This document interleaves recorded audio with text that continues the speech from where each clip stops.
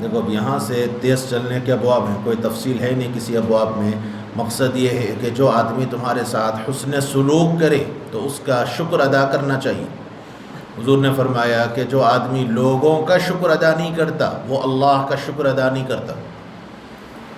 دیکھو احسان کی دو حیثیتیں، ایک احسان ظاہری ہے اور ایک احسان باطنی ہے. احسان کی دو قسمیں ہیں. ایک احسان ظاہری ہے، اللہ کے جو احسانات ہیں یہ احسانات نہیں، بندے کے جو احسانات ہیں وہ ظاہری ہیں، اور اللہ کے جو احسانات ہیں وہ احسانات باطنی ہیں. تو حضور نے فرمایا کہ جو بندہ ظاہر میں، جس نے تم پر احسان کیا ہے، جو بندہ ظاہر میں احسان نہیں مانتا تو وہ باطنی احسانات کی کیا قدر کرے گا. اور یہ عادت ہے کہ جو آدمی بندے کے احسان کا اظہار نہیں کرے گا وہ اللہ کا بھی احسان کا حق ادا نہیں کر سکتا. اور دیکھو یہ ذہن میں رکھو کہ احسان ادا کرنے کا یہ مطلب نہیں ہے کہ حضرت میں آپ کا غلام ہوں. احسان ادا کرنے کا، شکر کا بہتر طریقہ جزاک اللہ ہے. جزاک اللہ یہ بہتر طریقہ، اور یہی چیز مولویوں کو بہت اچھی یاد ہے. سب سے اچھی کوئی چیز یاد ہے تو یہی ہے جزاک اللہ. اور یہ دعا ہے جزاک اللہ خیرن، یہ بہتر بدلہ ہے اور یہ شکر ادا کرنے کا آسان طریقہ ہے اور بہتر ہے. جی. وبه قال حدثنا احمد بن محمد قال حدثنا عبد الله بن مبارك قال حدثنا ربيع بن مسلم قال حدثنا محمد بن زياد عن ابي هريره رضي الله تعالى عنه قال قال رسول الله صلى الله عليه وسلم من لا يشكر الناس لا يشكر الله. هذا حديث صحيح. وبه قال حدثنا هناد قال حدثنا ابو معاويه عن ابن ابي ليلى قال حدثنا سفيان بن وكيع قال حدثنا حميد بن عبد الرحمن الواسي عن ابن ابي ليلى عن عطيه عن ابي سعيد رضي الله تعالى عنه قال قال رسول الله صلى الله عليه وسلم من لم يشكر الناس لم يشكر الله. وفي الباب عن ابي هريره رضي الله تعالى عنه ورشاد بن قيس والنعمان بن بشير. هذا حديث حسن صحيح. جو باتیں مجلس میں کہی جائیں وہ امانت ہے، اور امانت پوشیدہ چیز ہے، اس کو چھپا کے رکھنا ضروری ہے. دیکھو بعض باتیں ایسی ہوتی ہیں جو امانت کے طور پر ہوتی ہیں. ایک آدمی نے آپ پہ اعتماد کر کے کوئی بات کہی، تو اب آپ کا کام ہے کہ وہ اس بات کی حفاظت کرو، اس بات کو کسی اور کے سامنے ظاہر نہ کرو. اور سعدی کے بقول سب سے بڑا بیوقوف وہ شخص ہے جو اپنا راز کسی کو یوں کہہ کر بیان کرے کہ آپ ہی کو کہہ رہا ہوں کسی اور کو نہ کہو. سب سے بڑا بیوقوف ہے، کیونکہ اب وہ دوسرے کو کہے گا دیکھ تیرے کچھ بول رہا ہوں میں، کسی اور کو نہیں بول رہا ہوں، وہ کسی کو نہ کو بول. اور جو یہ بول کر بولے گا تو وہ راز کبھی راز نہیں رہے گا. راز نام ہے دل میں پوشیدہ چیز کا، اور راز کسی کے سامنے ظاہر ہوا تو پھر وہ راز کبھی باقی نہیں رہے گا، وہ راز راز ہی نہیں رہے گا. اس لیے حضور نے فرمایا کہ مجلس میں جو بات کی جائے گی وہ امانت ہے، اور امانت میں امانت داری یہ ہے کہ وہ اس کو کسی اور کے سامنے نقل نہ کرو. ہاں اللہ یہ کہ وہ اس وجہ سے کسی کے مضرت اور نقصان ہونے کا اندیشہ ہے. جیسے اس مجلس میں 2-3 لوگوں نے پلان کیا کہ فلاں کی آج رات پاکٹ ماریں گے. اب وہ بیچارہ اس کی پاکٹ مار دی جائے گی تو وہ کیا کرے گا؟ اب آپ جا کر کہہ دیں کہ صاحب آپ ذرا اپنی حفاظت کر لیجئے، خطرات بہت ہو گئے.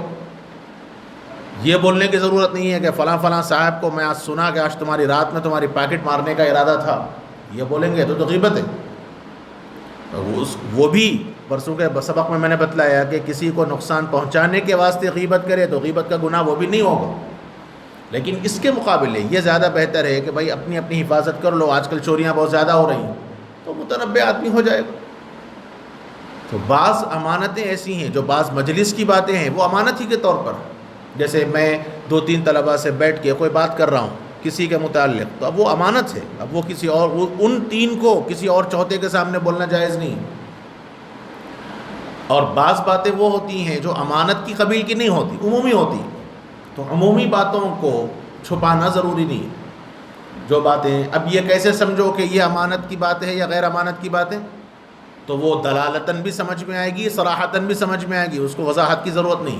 آدمی خود سمجھ سکتا ہے کہ کون سی بات چھپانے کے قابل ہے اور کون سی بات چھپانے کے قابل نہیں ہے۔ ایسے ہی دیکھو درس کے اندر بھی اساتذہ بھی جو باتیں کہتے ہیں تو بعض مرتبہ ہر بات بولنے کی نہیں ہوتی، درس میں ایک طرح کی بے تکلفی ہوتی، تو اس کے نتیجے میں بعض باتیں استاد بیان کرتا ہے تو یہ ضروری نہیں ہے کہ تم لے جا کے کسی اور کے سامنے بول دو۔ تو درس کے اندر بھی اساتذہ کی بعض باتیں امانت والی ہوتی ہیں اور بعض باتیں امانت والی نہیں ہوتی، اب وہ سمجھنا چاہیے۔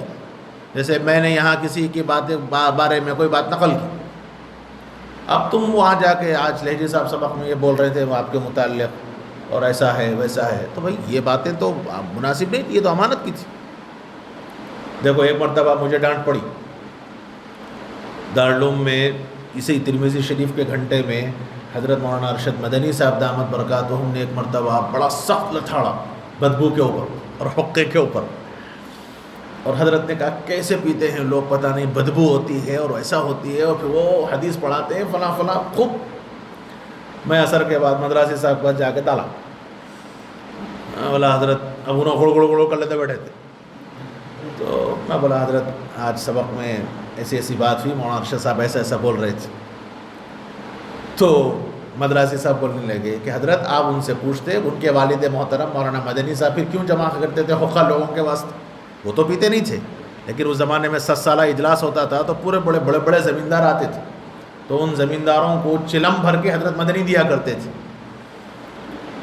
تو وہاں سن کے جا کے ارشد صاحب کو لگایا، میں حضرت حقے کے سلسلے میں کل آپ ایسا فرمائے، اور مدراسی صاحب سے میں جا کے پوچھا مدراسی صاحب یہ بات بولے، تو ارشد صاحب تو پہلے تو وہاں ڈانٹے میرے کو بولے تو کم بخت ادھر کیوں لگا رہا کیوں، پھر اس کے بعد بولے کہ حضرت مدنی نے کبھی پیا یہ پوچھ لو پہلے جا کے، وہ تو دارالعلوم کی مصلحت کے واسطے اور یہاں کے ماحول کے اعتبار سے حقہ پئیں گے نہیں تو ان کو دوبارہ پھر جانے کی ضرورت نہیں پڑے گی، حقہ پئیں گے تو ہی جانا پڑتا ان کو، کہاں جانا پڑتا سمجھ سکتے ہو تم لوگ، تو وہ تو دارالعلوم کی مصلحت کے واسطے حضرت کیا کرتے تھے، تو اس کی وجہ سے مصلحت الگ چیز ہے اور عادی ہونا الگ چیز ہے۔ بہرحال یہ چیزیں ہیں، تو ہمارے اکابر دونوں قسم کے آتی ہیں، وہاں دارالعلوم میں تو حقہ بالکل عمومی طور پہ چلتا ہے، بڑے اساتذہ بھی پیتے ہیں۔ چلیے، تو میں یہ بول رہا تھا کہ ہر بات امانت کی ہوتی ہے یا نہیں ہوتی ہے، یہ خود کو طے کرنا پڑے گا، اور درس میں بعض باتیں امانت کی ہوتی ہیں اور بعض باتیں امانت کی نہیں ہوتی، اس کو سمجھ کے بولنا چاہیے۔ جی وبه قال حدثنا احمد بن محمد قال حدثنا عبد الله بن مبارك عن ابي ذئب قال اخبرني عبد الرحمن بن عطاء عن عبد الملك بن جابر بن عتيق عن جابر بن عبد الله رضي الله تعالى عنه عن النبي صلى الله عليه وسلم قال اذا حدث الرجل والحديث ثم التفت فهي امانه، هذا حديث حسن